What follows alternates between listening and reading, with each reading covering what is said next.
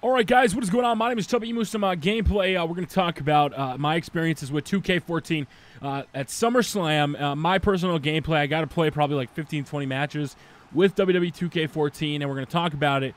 I'm also going to be talking about the game on my podcast, show, YouTube.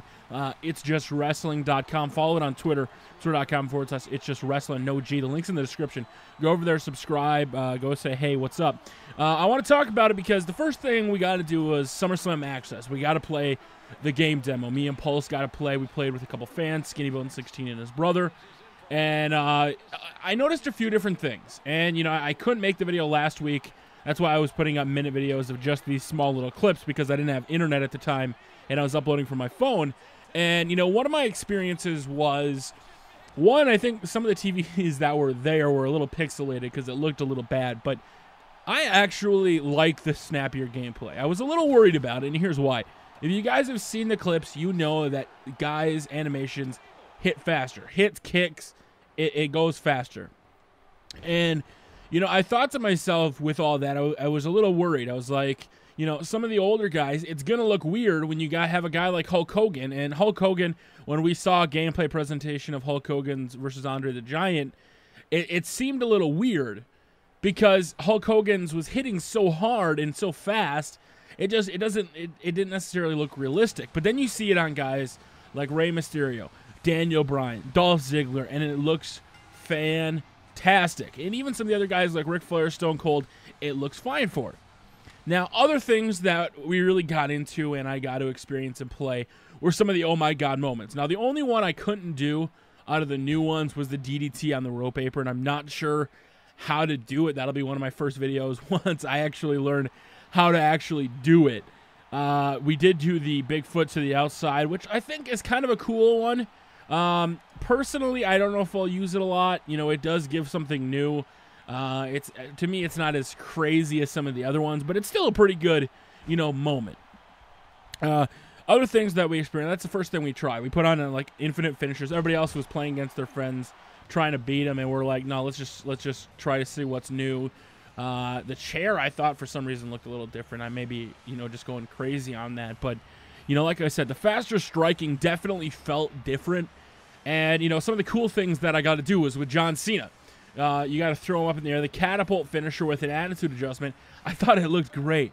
The catapult with Daniel Bryan into the yes lock, oh my god, I loved every second of that. I thought it was so cool. So they're definitely, you know, making improvements, small improvements to the game that overall make a better experience. Like if you go back and play old wrestling games like me, I love Here Comes the Pain. You know, we've been playing the story mode, and unfortunately my live streaming got disabled, so I wasn't able to keep it going right now. But when we were playing it, I'm like, yeah, this is awesome. I love the stories and everything, but the gameplay, you know, without the limb targeting, without the oh my god moments, the catching finishers, those things just make the game so much better. And as far as graphics go, you look at NBA, you look at all the current gen games, you're not going to get better graphics, you know, right now. You know, even The Last of Us, which I thought was gorgeous, didn't really have the best graphics. I mean, it had amazing graphics, but it wasn't like super, super real lifelike. And, you know, I think a lot of people dig that on console. When I was playing, I was like, yeah, this is actually pretty cool. And especially when you go into like highlight reel, I was working on some videos for WWE yesterday, and I really like the look of it, and it feels good. As you watch Ric Flair, here's what I'm talking about. When it comes to faster animations, you'll know it just looks a little weird with Ric Flair. See how he walks around? Right there. That animation to me looked a little weird, and I was like, oh no, that just looks bad. But then when you start playing with him, he actually looks pretty good. And it makes for a much smoother experience, and I really enjoyed it. So, other things we did. Once we got into the press event for SummerSlam, and this is what I wanted to make videos on and talk about because it was a huge thing that was going on. We got to sit down, me, Yards, Pulse, Chris, Sims, sat down and played a crap load of games, trying different things, trying finishers, using the guys. There was about 10 to 12 people we could use, I think. There was more than the SummerSlam Access demo, with a lot more of the legends, you know, trying Dolph Ziggler. The big DDT is fantastic. We did try a WrestleMania mode match. I think it was It's My Yard. And my personal opinion on the 30 Years of WrestleMania mode, I think it's a great idea. Those of you who played Attitude Era mode will know that it's pretty much like Attitude Era mode itself, where the screens are the same, the navigation is the same. The only difference is with 30 years of WrestleMania, there's no story between the matches. Like, there's some great cutscene videos, and I love those. It's one of my favorite things about it. But there's no transition between the matches. It's literally just play the match, beat the objectives. That's 30 years of WrestleMania mode. That's not necessarily a bad thing. Some of the things that we got to relive were cool as hell, and I loved them. But at the same time, it's like, I missed that story, because I was still a fan of Road to WrestleManias where there were custom stories. Granted, they were shorter. These tend to be longer. And I'm looking forward to 30 years of WrestleMania, but I think had there been a story in between them, it would have been even better. But, because you are doing 45 different WrestleMania matches over a period of time, you really can't. So I really can't blame them for that. What else did we do? I mean, I tried pretty much everybody out that we could. Macho Man, Dolph Ziggler, Daniel Bryan, John Cena, other legends. And my favorite guy to use was definitely Daniel Bryan and Dolph Ziggler. Their movesets were fantastic. I love Daniel Bryan. I love the little voices.